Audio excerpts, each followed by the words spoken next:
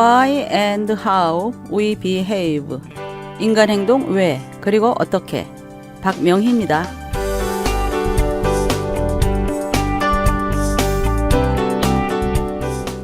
전번 시간에는 죄, 근원적 결함이란 제목으로 인간의 심리를 살펴보았는데요. 오늘은 무능함의 능력, Power of Powerlessness를 인정할 수밖에 없는 재현 씨의 경우를 보며 우리의 모습도 생각해보죠. 우리는 자신의 통제를 벗어난 상황에서 무력감을 느낍니다. 이 무력감은 고통과 두려움을 일으키죠. 무엇인가 잘못되었다는 느낌에 사로잡히며 더욱 악화될까봐 불안해집니다. 앞에 재현 씨처럼 커다란 문제가 아닐 수도 있습니다. 일상이 편안하지 않고 무엇인가 답답하게 느껴진다면 그 어떤 곳에 무력감을 느끼는 문제가 놓여 있을 것입니다. 이렇게 무력감을 느낄 때 이 상태에서 벗어나기 위해서 우리는 무엇인가를 시도하게 되죠. 담배 한 대를 피우기도 하며 술 한 잔을 걸치기도 합니다. 약의 도움을 받기도 하고 음식을 탐하기도 합니다. 성에 탐닉할 수도 있죠. 그것을 즐기는 순간에는 무력감을 잠시 잊을 수는 있습니다만 다시 찾아오는 무력감은 그 이전보다 조금 더 강해져 있습니다. 작은 일상의 일들도 그 아래에 부정적 정서를 잊고 감추기 위한 집착의 대상이 될 수 있습니다. 청소나 정리, 인터넷이나 게임, 쇼핑이나 미용에 몰두하기도 하죠. 자녀를 지나치게 돌보기도 하며 휴대폰에 입력된 전화번호를 뒤적이며 말할 친구를 절실하게 찾을지도 모릅니다. 어쩌면 문제의 해결이 생각보다 간단할지도 모르겠습니다.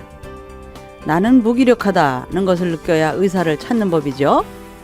내가 죄인이다는 것을 알아야 구원자를 찾는 것이죠. 마찬가지로 내가 무기력하다는 것을 인정해야 참 회복을 허락하실 수 있는 분을 그리게 될 것입니다. 오호라 나는 곤고한 사람이로다. 이 사망의 몸에서 누가 나를 건져내랴. 바울의 담백한 인정이죠. 하지만 무기력하다고 인정하려는 마음에 걸리는 것들이 있습니다. 내 삶을 통제하는 것을 놓는 것을 주저하게 만드는 불편한 감정들이 있죠. 우선 부인하고 싶어집니다. 이 정도쯤은 큰 문제가 아니지 라고 넘기려 듭니다. 변명도 뒤따르죠. 꼭 내가 잘못한 건 아니지 라고 스스로를 다독입니다. 마지막으로 합리화를 시도합니다. 주변의 상황이 그렇게 돼서 그렇지 나는 단지 피해자일 뿐이야 하며 곧 또 다른 기회가 주어질 것을 기대합니다. 하지만 반복해서 말씀드리지만 처음 잘못 끼운 단추가 마지막에 제대로 맞는 법은 없습니다. 영이 어그러진 인간의 삶은 결국 파국으로 치닫게 되는 것이죠. 무기력 그 자체는 힘이 없습니다. 하지만 무기력하다고 인정하는 것에는 능력이 있습니다. 이것이 무능력의 능력입니다. 큰 역설이죠. 앞의 무능력은 우리 자신의 실존입니다. 뒤의 능력은 회복을 허락하시는 이의 존재입니다. 자신의 실존을 바라보는 사람에게는 그 실존을 넘어서는 이의 존재를 보는 눈이 열리게 됩니다. 다음은 한 알코올 중독자의 기도입니다. 저는 지금 누구에게 기도하고 있는지도 확실히 모르겠습니다. 아마도 저는 제 자신에게 말하고 있는지도 모르지요. 그렇지만 저는 더 이상 버틸 수 없습니다. 제 삶은 실패했습니다. 솔직히 말하면 저는 죽고 싶습니다. 더 이상 고통받고 싶지도 않고 다른 사람들에게 상처 입히는 것도 그만하고 싶습니다. 저는 무엇을 해야 할지 모르겠습니다. 모든 것이 꽉 막혀버린 것 같습니다. 제 말을 듣고 계시기나 하는지 모르겠습니다. 그러나 누구든지 듣고 계시다면 제발 저를 도와주세요.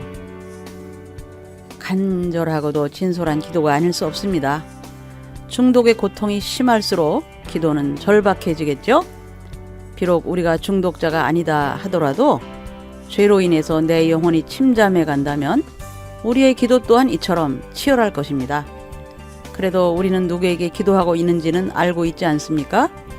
그 주님께 우리의 영과 마음과 몸이 온전해지기를 간구해야 할 것입니다.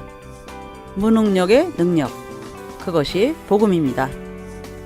우리는 십자가에 못 박힌 그리스도를 전하니 유대인에게는 거리끼는 것이요 이방인에게는 미련한 것이로되 오직 부르심을 받은 자들에게는 유대인이나 헬라인이나 그리스도는 하나님의 능력이요 하나님의 지혜니라.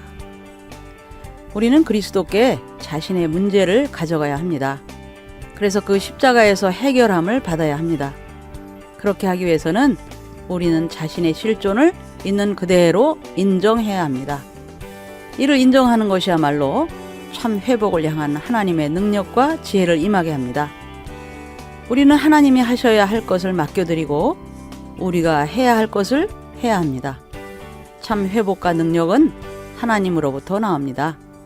지금 당장 우리가 해야 할 것은 우리의 무능함을 인정하는 일입니다. 재현 씨는 항암 치료를 무사히 받고 완치 판정을 받았지만 살아가는 데 있어서 살얼음 위를 걷듯 조심스러웠답니다. 부담되는 것은 주변의 시선이었다고 하는데 교회 사람들이 암에서 다 치유되었는데 뭐 그리 호들갑이냐고 한답니다. 믿음으로 벗어나서 자유하라는 것이죠. 여기에는 재현 씨의 믿음에 대한 판단이 살짝 깔려 있습니다. 재현 씨는 그런 주변의 시선과 조언이 부담스럽다고 합니다. 하지만 자신은 아직도 암 환자로서 날마다 음식을 조심하고 규칙적으로 운동해야 한다고 했습니다. 이전과 전혀 다른 생활 패턴으로 살아야 하는 것이죠. 재현 씨는 한 가지 결심을 했습니다. 그것은 하루만을 살아가는 것입니다. 자신이 아직도 회복의 과정을 걷고 있기 때문에 그 여정에서 하루만을 감사하며 살아가자는 것이죠. 이것은 우리도 마찬가지입니다. 우리는 원죄에서 구원을 받았습니다. 예수 그리스도의 보혈이 우리 영혼의 깊은 곳을 깨끗하게 하셨습니다. 구원은 전적으로 은총으로 주어지는 선물이죠. 하지만 사도 바울의 다음의 권면은 조금 충격적입니다. 항상 복종하여 두렵고 떨림으로 너희 구원을 이루라. 우리가 이루었다 할 구원이 있다는 것입니다. 바울 사도는 또 말합니다.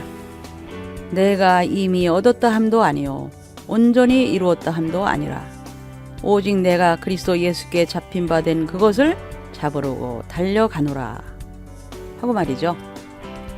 그리스도는 우리를 구원으로 붙드셨습니다.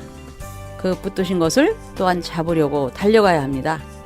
즉 구원의 감격을 모든 삶의 영역에서 누리는 것이죠. 이를 위해서 날마다 일용할 양식을 구해야 합니다. 그 양식에 의지해서 하루를 감사함으로 살아가는 것은 우리 편에서 선택할 수 있는 최선의 지혜일 것입니다. 지금까지 회복으로 가는 12걸음에서 첫 걸음인 인정하기를 살펴보았습니다. 이는 우리의 현재 상태를 있는 그대로 살펴보자는 것이죠. 그리고 그 위에 하나님의 지혜와 능력을 구하자는 것입니다. 이것이야말로 참 회복으로 가는 첫 발걸음이 될 것입니다. 다음의 기도는 라인홀드 니버의 평온함을 청하는 기도입니다. 이 기도는 하나님께서 하실 일과 내가 할 것을 구분하고 있습니다. 이를 위해 받아들이는 평온한 마음과 바꿀 용기가 필요하죠. 그리고 그것을 구분하는 지혜를 청합니다.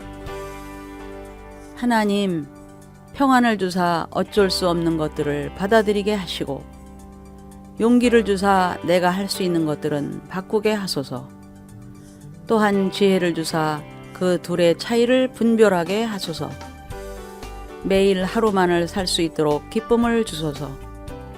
그리고 고난이 평화로 인도함을 믿게 하소서. 이 죄 많은 세상을 있는 그대로 바라보게 하소서. 주의 뜻을 따를 때 모든 것이 온전하게 됨을 믿습니다. 나는 지금 여기에 살면서 이렇게 행복을 느낍니다. 또한 영원히 온전한 행복을 당신과 함께 누릴 것입니다. 아멘. 인정하기는 나의 삶에 있는 문제를 있는 그대로 바라보며 그것을 우리가 통제할 능력이 없음을 깨닫는 일입니다. 이것이 긍정되십니까? 그렇다면 여러분은 12걸음의 첫 걸음을 뗀 것입니다. 처음에 세 걸음은 나와 하나님과의 관계를 점검합니다. 그 하나님 앞에서 나의 무능을 인정하는 것은 주님의 능력을 요청하기 전에 반드시 필요한 필수 상황인 것이죠. 네, 오늘까지 4시간에 걸쳐서 첫 번째 걸음 인정하기를 배웠는데요. 다음 시간부터는 두 번째 걸음인 신뢰하기에 대해 또 다른 신뢰를 가지고 인간이 왜 그렇게 행동하며 어떻게 하면 온전해질 수 있을까를 생각해 보겠습니다. 여러분, 다음 시간까지 안녕히 계세요.